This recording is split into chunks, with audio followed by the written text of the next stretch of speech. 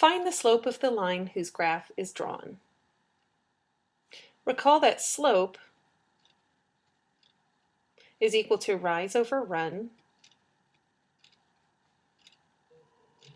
So what we're going to do in this case is use the 2 points that are highlighted and figure out a rise and a run by drawing in a small right triangle that has one vertical and one horizontal leg and connects these points. I prefer to not think about sine of rise and run individually, but instead to think of the sine of the slope overall. So, as we read this from left to right, always read from left to right when thinking about whether the slope is positive or negative. As we read this from left to right, we can see that it is going down, and therefore that means that the slope is negative.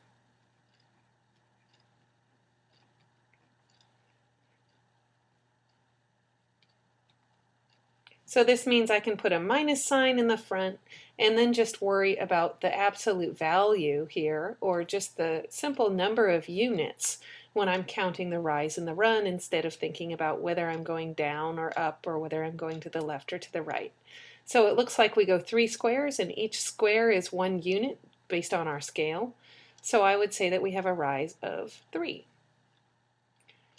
It looks like we go 4 units here, because there are 4 squares and each square is 1 unit, and therefore we have a run of 4. And therefore when we put this all together, there's no simplifying that can be done here. I have a slope of negative 3/4.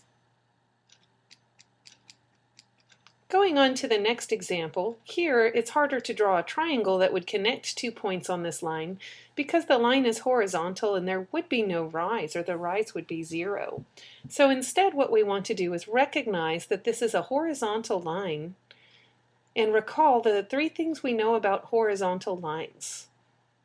One thing we know about them is just what they look like. This is what a horizontal line looks like. It's flat, like the horizon. When you look over the horizon, it goes sort of from left to right.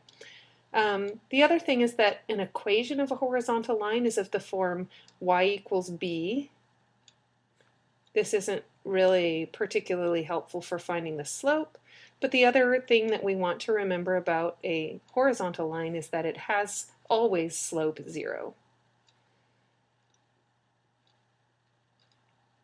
So with horizontal and vertical lines, instead of trying to apply the formulas that we know, we usually just want to remember these 3 things and have a way of going back and forth among these 3 things to get from what we know to what we want to know.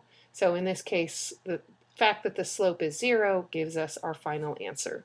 We know this just based on the fact that it's a horizontal line.